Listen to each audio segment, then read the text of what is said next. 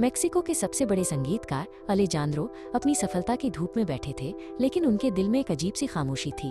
अपनी नई हिट की धुन सुनते हुए उन्होंने यूं ही अपना साउंड क्लाउड प्रोफाइल खोला। वहां उनकी मशहूर धुनों के बीच एक निजी प्लेलिस्ट थी जिसे उन्होंने पहले कभी नहीं देखा था। प्लेलिस्ट का नाम था अनकहा। उत्सुकता से उन्होंने उसे चलाने की कोशिश की, लेकिन वो लॉक थी।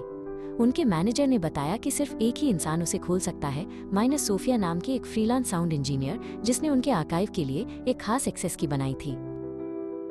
अलेजांद्रो सोफिया से उसकी छोटी भरी पूरी वर्कशॉप में मिले। वो शर्मीली थी और नजरें चुरा रही थी, उसका पूरा ध्यान अपने उपकरणों पर था। अलेजांद्रो ने उसे प्लेलिस्ट के बारे में बताया। वो हिचकिचाई, ये समझाते हुए कि वो एक्सेस की एक जटिल वित्तीय रहस्य से जुड़ी है जिसे वो अपने परिवार के लिए सुलझाने की कोशिश कर रही है। सोफिया के रहस्य और प्लेलिस्ट सुनने की बेताबी में अलेजांद्रो ने उसकी मदद करने की पेशकश की। साथ मिलकर काम करते हुए उन्होंने आखिरकार प्लेलिस्ट को अनलॉक कर दिया। पहला ट्रैक बजना शुरू हुआ। ये एक सहज उत्साहित धुन थी जो बिल्कुल अलेजांद्रो की शैली की थी।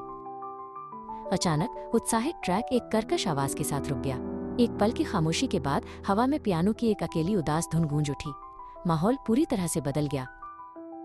एक नया गहरा और भावनात्मक गीत शुरू हुआ। धुन जानी पहचानी थी, जैसे उसके अपने काम की परछाई हो। अलेजांद्रो हिल गया। ये संगीत मेरा है, वो फुसफुसाया, लेकिन ये कहानी किसी और की है। उन्होंने पूरी प्लेलिस्ट सुनी। हर गीत एक पहेली का टुकड़ा था जो उसके अतीत के संघर्ष, दिल टूटने और निराशा के उन पलों को बयां करता था जिन्हें वो होशपूर्वक याद नहीं कर सकता था। ये उसके अपने जीवन की एक डायरी थी। सोफिया ने ऑडियो फाइलों के मेटाडेटा में कुछ देखा।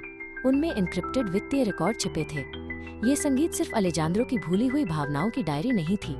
ये उसके शुरुआती संघर्षों का एक छिपा हुआ हिसाब भी था, जिसमें उस मददगार को दिए जाने वाले पैसे का विवरण था जिसने उसका करियर शुरू करने में मदद की थी। वह मददगार सोफिया के स्वर्गीय पिता थे। सच्चाई सामने आ गई। अपने संघर्ष के दिनों में अलेजांद्रो ने उसके पिता से पैसे उधार लिए थे। दबाव और अपराध बोध ने उसे उन दर्दनाक यादों को भुलाने पर मजबूर कर दिया था और अनजाने में उन भावनाओं को इस छिपे हुए संगीत में ढाल दिया था। उसे एहसास हुआ, सबसे गहरे घाव हमेशा दिखाई नहीं देते।